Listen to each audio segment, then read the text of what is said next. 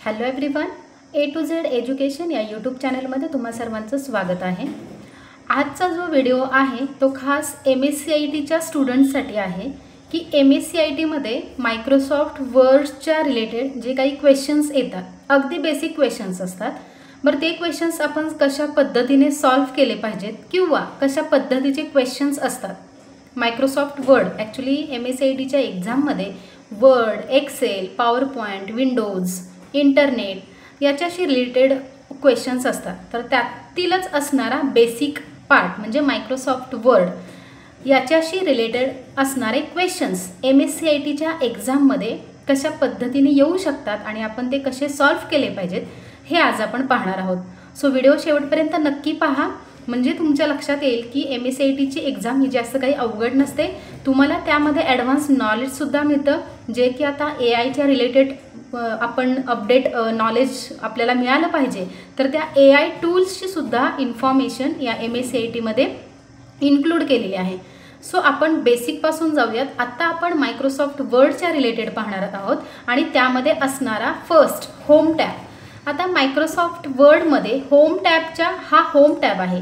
बरं, या होम टॅबमध्ये इथे हा क्लिपबोर्ड ग्रुप आहे आणि या क्लिपबोर्ड ग्रुपमध्ये आपल्याला इथे कट, कॉपी, पेस्ट आणि फॉर्मॅट पेंटर हे ऑप्शन्स दिसतात। तर कट, कॉपी, पेस्ट आणि फॉर्मॅट पेंटर याच्याशी रिलेटेड सुद्धा क्वेश्चन्स MSCITच्या एक्झाममध्ये नक्कीच येतात। आता तुमच्यासमोर मी एक एक्झाम्पल घेते, फॉर्मॅट पेंटर। आता फॉर्मॅट पेंटर म्हणजे काय? फॉर्मॅट पेंटर म्हणजे एखाद्या टेक्स्टला, एखाद्या वर्डला तुम्ही जो काही फॉन्ट यूज केलेला आहे, जो कोणता कलर अप्लाय केलेला आहे, जी कोणती साईज अप्लाय केलेली आहे, ती सेम फॉर्मॅट आपण कॉपी करून दुसऱ्या एका नॉर्मल टेक्स्टला अप्लाय करणं याला म्हणतात फॉर्मॅट पेंटर। फॉर्मॅट पेंटर म्हणजे काय? जो काही इफेक्ट आपण एखाद्या वर्डला दिलेला आहे, एखाद्या टेक्स्टला दिलेला आहे, तो सेम इफेक्ट, सेम कलर आपल्याला जर दुसऱ्या नॉर्मल टेक्स्टला अप्लाय करायचा असेल तर फॉर्मॅट पेंटरचा यूज करून आपण अगदी सहजपणे तो फॉर्मॅट दुसऱ्या टेक्स्टला कॉपी करू शकतो। कशा पद्धतीने ते पाहूया। इथे मी हे वेलकम हे टाईप केलेलं आहे। बरं, हे वेलकम मी रेड कलरमध्ये अप्लाय केलेलं आहे। वेलकमला कोणता कलर आहे? रेड कलर आहे आणि त्याचबरोबर त्याला मी बोल्ड इफेक्ट अप्लाय केलेला आहे आणि इथे हे माझं रेग्युलर नॉर्मल टेक्स्ट आहे। आता मला जर याला रेड कलर अप्लाय करायचा असेल किंवा त्याला मला जर बोल्ड इफेक्ट द्यायचा असेल तर मी इथे या फॉन्ट कलरवरती क्लिक करून मी रेड कलर अप्लाय करू शकते किंवा इथे बोल्डवरती क्लिक करून बोल्ड इफेक्ट अप्लाय करू शकते। पण मला या दोन्ही ऑप्शन्सचा यूज न करता फक्त एकाच क्लिकमध्ये मला जो काही फॉर्मॅट आहे तो पूर्णच्या पूर्ण फॉर्मॅट मला रेग्युलर टेक्स्टला अप्लाय करायचा असेल तर आपण फॉर्मॅट पेंटरचा नक्कीच यूज करू शकतो। फॉर एक्झाम्पल, एकतर तुम्ही फक्त एक टेक्स्ट सिलेक्ट करा त्या वर्डमधील, मी काय सांगते, एकतर तुम्ही फक्त एक टेक्स्ट सिलेक्ट करा किंवा तुम्ही पूर्ण वर्ड सिलेक्ट केला तरीही चालतो। आता मी तुम्हाला फक्त एकच टेक्स्ट सिलेक्ट करून दाखवते। इथे मी हे एकच टेक्स्ट सिलेक्ट केलेलं आहे आणि इथे या होम टॅबमध्ये, या क्लिपबोर्डमध्ये काही वेळेला तुम्हाला फक्त हा ब्रश आयकॉन दिसेल आणि काही वेळेला तुम्हाला पूर्ण नाव इथं डिस्प्ले झालेलं दिसेल, फॉर्मॅट पेंटर। आता मी हे फॉर्मॅट पेंटर ऑप्शन सिलेक्ट करते। आता एक गोष्ट लक्षात घ्या, ज्या वेळेला मी फॉर्मॅट पेंटर हा ऑप्शन सिलेक्ट करेन होम टॅबमधून, त्यावेळेला माझा जो कर्सर आहे, माऊस पॉइंटर जो कर्सर आहे, तो इथे या ब्रश आयकॉनमध्ये कन्वर्ट झालेला आपल्याला दिसून येतोय। हा ब्रश आयकॉन आहे, म्हणजेच काय तर तुम्ही फॉर्मॅट पेंटर ऑप्शन सिलेक्ट केलेला आहे। आता सिम्पली तुम्ही त्याच्यावरती फक्त ड्रॅग करा। हे पहा, आलं, वेलकमला रेड कलर अप्लाय झालेला आहे, इवन बोल्ड इफेक्टसुद्धा अप्लाय झालेला आहे। अशा पद्धतीने तुम्ही काय करू शकता तर एखाद्या वर्डला तुम्ही सेम फॉर्मॅट अप्लाय करू शकता। हे झालं फॉर्मॅट पेंटर। आता तुम्हाला कॉपी पेस्ट यूज करायचा असेल फक्त याच क्लिपबोर्डमधील, तर सेम आहे। जो टेक्स्ट तुम्हाला कॉपी करायचा आहे त्या टेक्स्टला सिलेक्ट करा। इथून तुम्ही इथे कॉपी हा ऑप्शन आहे, या कॉपी ऑप्शनला सिलेक्ट करा आणि नंतर तुम्हाला कुठे पेस्ट करायचं आहे तिथे फक्त तुमचा कर्सर ठेवा आणि नंतर इथूनच या होम टॅबमधून पेस्ट ऑप्शन सिलेक्ट करा आणि पेस्ट टेक्स्ट, येस, पेस्ट झालेला आहे। आता या वेलकमला जो काही हा फॉर्मॅट होता रेड कलर किंवा जो बोल्ड इफेक्ट होता तो अप्लाय झालेला नाही. मग आपण कशा पद्धतीने अप्लाय करू शकतो? सेम वे पूर्ण हे टेक्स्ट सिलेक्ट करा, फॉर्मॅट पेंटर ऑप्शन सिलेक्ट करा आणि फक्त याच्यावरती क्लिक करा. कळालं?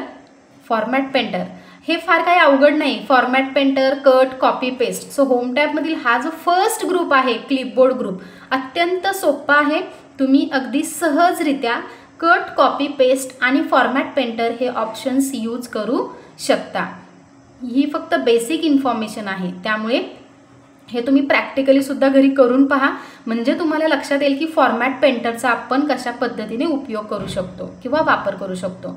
बरं, एक्झाममध्ये कसा क्वेश्चन असतो? तुम्हाला थोडे पॅरेग्राफ दिले असतील किंवा एखादं टायटल असेल, त्या दोन टायटल असतील, एका टायटलला वेगळा इफेक्ट असेल आणि दुसऱ्या टायटलला इफेक्ट असणार नाही आणि तुम्हाला फक्त म्हणतील की ती ठीक आहे, वेलकमचा फॉर्मॅट कॉपी करून सेम नेक्स्ट वर्डला अप्लाय करा. त्यावेळेला काय करायचं आहे, ज्याचा फॉर्मॅट आपल्याला कॉपी करायचा आहे म्हणजे फॉर्मॅट पेंटर यूज करावा लागतो, तर ते टेक्स्ट किंवा तो वर्ड तुम्हाला सिलेक्ट करून मग इथे फॉर्मॅट पेंटर ऑप्शन आहे तो सिलेक्ट करून ज्या वर्डला तुम्हाला अप्लाय करायला सांगितलं आहे त्या वर्डवरती तुम्हाला क्लिक करावं लागेल. त्याशिवाय तो फॉर्मॅट पेंटर अप्लाय होणार नाही. ज्या वर्ड्सला फॉर्मॅट ऑलरेडी आहे त्या वर्डला तुम्ही सिलेक्ट करा, त्याच्यानंतर फॉर्मॅट पेंटर हा ऑप्शन सिलेक्ट करा आणि ज्या वर्डला तुम्हाला अप्लाय करायला सांगितलेला आहे त्या वर्डवरती तुम्ही क्लिक करा, म्हणजे तो सेम फॉर्मॅट रेग्युलर टेक्स्टला अप्लाय झालेला तुम्हाला दिसून येईल. हे झालं फॉर्मॅट पेंटर. आता आपण नेक्स्ट पाहूयात की फॉन्ट ग्रुप. आता या फॉन्ट ग्रुपमध्ये काय आहे, तर हा फॉन्ट आहे. तुम्हाला जर हँडरायटिंग स्टाईल चेंज करायचं असेल तर तुम्ही हँडरायटिंग स्टाईल तुम्ही इथून चेंज करू शकता. तुम्हाला जे काही हँडरायटिंग स्टाईल अप्लाय करायची आहे त्याला म्हणतो आपण फॉन्ट ऑफ द टेक्स्ट.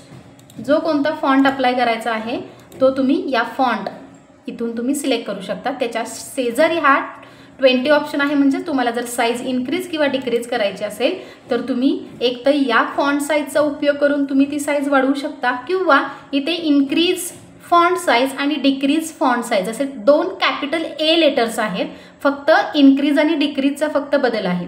ज्यावेळेला तुम्ही इन्क्रीजवरती क्लिक कराल त्यावेळेला ते काय होईल, टेक्स्टची साईज इन्क्रीज होईल आणि ज्यावेळेला तुम्ही डिक्रीज यावरती क्लिक कराल त्यावेळेला काय होईल, तर त्या टेक्स्टची साईज कमी होईल, डिक्रीज होईल.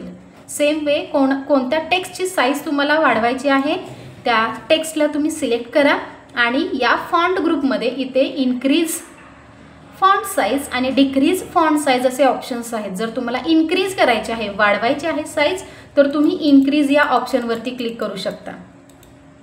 इन्क्रीज म्हटलं की टेक्स्ट साईज वाढेल आणि ज्यावेळेला तुम्ही डिक्रीज म्हणाल त्यावेळेला त्या टेक्स्टची साईज कमी होईल.